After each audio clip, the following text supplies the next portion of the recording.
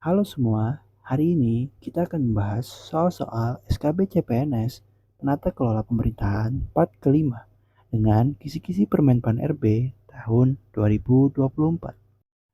Soal pertama, maksud dari pembangunan yang berkelanjutan adalah A. Pembangunan yang berfokus pada kebutuhan masyarakat minoritas. B. Pembangunan yang berfokus pada kebutuhan masyarakat mayoritas. C. Pembangunan yang berfokus pada sektor pelayanan masyarakat. D. Pembangunan yang berfokus pada keseimbangan ekonomi, sosial, dan lingkungan. E. Pembangunan yang berfokus pada keseimbangan politik, anggaran, dan peraturan. Dari kelima jawaban tersebut, manakah yang paling tepat? Prinsip utama kebijakan berkelanjutan adalah efisiensi sumber daya, pengurangan emisi, keberlanjutan sosial, mendukung inovasi dan aktivitas yang ramah lingkungan, pendidikan dan kesadaran, edukasi masyarakat tentang pentingnya keberlanjutan. Opsi A dan B bersifat negatif karena hanya mementingkan sekelompok pihak. Opsi C bersifat baik, namun bukan fokus utama dalam melaksanakan pembangunan. Opsi E juga bersifat baik, namun pembangunan harus berorientasi pada masyarakat, bukan kepada kepentingan politik. Sehingga jawaban yang paling tepat dari opsi di atas adalah D, karena pembangunan yang berkelanjutan harus memperhatikan hubungan antara ekonomi, sosial, dan lingkungan, sehingga setiap kebijakan yang dibuat tidak mengorbankan generasi masa depan, baik dari segi sumber daya alam ataupun sosial. Soal berikutnya, dalam konteks otonomi daerah, pemerintah provinsi berperan untuk A. Membatasi kewenangan pemerintah daerah. B. Mengatur anggaran bagi pemerintah daerah. C. Mengawasi kebijakan agar sesuai dengan kebijakan nasional. D. Menegakkan hukum di masyarakat. Dan E. Melindungi masyarakat. Dari kelima jawaban tersebut, manakah yang paling tepat? Dalam melaksanakan tugas dalam konteks otonomi daerah, pemerintah provinsi memiliki peran penting sebagai perpanjangan tangan pemerintah pusat sekaligus penyelenggara urusan pemerintahan di tingkat provinsi.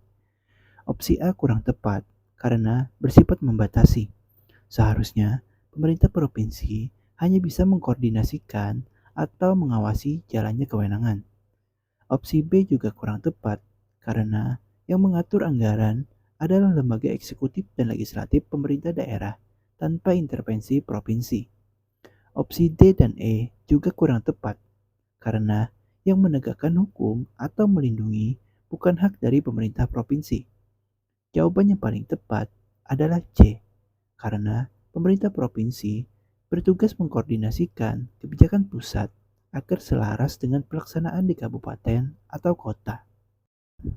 Soal berikutnya, untuk menunjang kelancaran pelaksanaan urusan pemerintahan umum di provinsi, kabupaten, dan kecamatan, dibentuk A.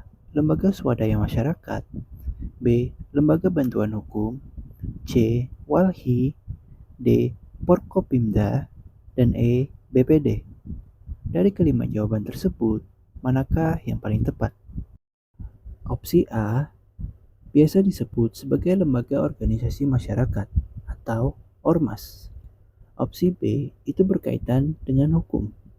Opsi C merupakan wahana lingkungan hidup Indonesia yang berhubungan dengan lingkungan hidup. Opsi D merupakan forum untuk menunjang kelancaran pelaksanaan urusan pemerintahan umum. Opsi E merupakan badan permusyawaratan desa. Porkopimda adalah singkatan dari Forum Koordinasi Pemilihan Daerah, sebuah wadah yang dibentuk untuk mengkoordinasikan para pemimpin di tingkat daerah dalam rangka menunjang pelaksanaan pemerintahan umum dan menjaga stabilitas di wilayah tersebut. Anggotanya berupa kepala daerah, kapolda dari pihak kepolisian, dandem atau dandramil dari pihak militer, kepala kejaksaan tinggi atau negeri, dan pejabat lain yang relevan dengan kondisi wilayah sesuai kebutuhan. Maka jawaban yang paling tepat adalah D, Porkopimda. Soal berikutnya, Ketika APBD defisit, pemerintah daerah dapat melakukan kecuali A. Menggali potensi pajak secara maksimal. B. Meningkatkan tarif parkir daerah. C. Mengurangi anggaran kegiatan yang bersifat non-kritis atau kurang prioritas. D. Menjual atau menyewakan aset daerah yang tidak produktif untuk menambah pendapatan. E. Meminjam anggaran kepada DPR untuk menutupi defisit. Dari kelima jawaban tersebut, manakah yang paling tepat? Opsi A dan B merupakan cara menambah pendapatan asli daerah. Menggali potensi pajak dan meningkatkan tarif daerah, itu bakal meningkatkan pendapatan asli daerah. Opsi C merupakan penyesuaian target oleh pemerintah atau revisi melalui perubahan APBD. Opsi D merupakan optimalisasi aset daerah yang dapat meningkatkan pendapatan daerah. Sedangkan opsi E bukan cara bagi pemerintah. Pemerintah daerah tidak dapat meminjam uang langsung kepada DPRD karena DPRD adalah lembaga legislatif daerah, bukan lembaga keuangan. DPRD memiliki fungsi legislasi, pengawasan, dan anggaran, tetapi tidak berperan sebagai pemberi pinjaman. Setiap pinjaman daerah memerlukan persetujuan DPRD agar sesuai dengan prinsip transparansi, akuntabilitas, dan keberlanjutan keuangan daerah. Maka opsi yang paling tepat adalah E. Soal berikutnya, bagaimana cara pemerintah memastikan kepatuhan penerapan peraturan di masyarakat, kecuali A. Penerapan sanksi yang ketat. B. Memanfaatkan teknologi dalam pengawasan. C. Menggunakan pengaruh tokoh lokal untuk mendorong kepatuhan. D. Mengurangi jumlah peraturan yang sering dilanggar masyarakat. E. Memastikan bahwa peraturan relevan dan sesuai dengan kebutuhan masyarakat. Dari kelima jawaban tersebut, manakah yang paling tepat?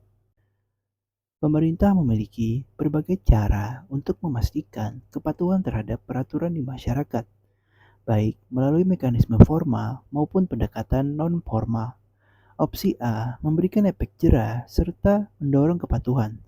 Opsi B meningkatkan efisiensi pengawasan, membuat masyarakat lebih sadar bahwa mereka diawasi sehingga cenderung menaati aturan.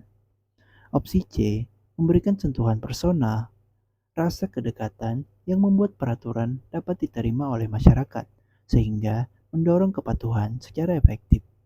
Opsi E memastikan bahwa peraturan relevan dan sesuai dengan kebutuhan masyarakat dapat meningkatkan kepatuhan karena peraturan yang relevan lebih mudah dipahami, diterima, dan diaplikasikan sehingga jawaban untuk soal tersebut adalah opsi D, karena mengurangi jumlah peraturan tidak memberikan dampak yang positif terhadap permasalahan peraturan yang ada.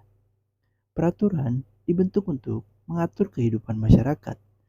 Jika peraturan semena-mena dihapus, tentu akan menimbulkan konflik di masyarakat. Berakhir sudah pembahasan soal di video kali ini. Kepada teman-teman yang sedang berjuang SKB CPNS, saya doakan semoga dilancarkan dalam setiap urusannya. Jangan lupa dukung channel ini dengan cara like, komen, share, dan subscribe pada konten-konten yang dibagikan.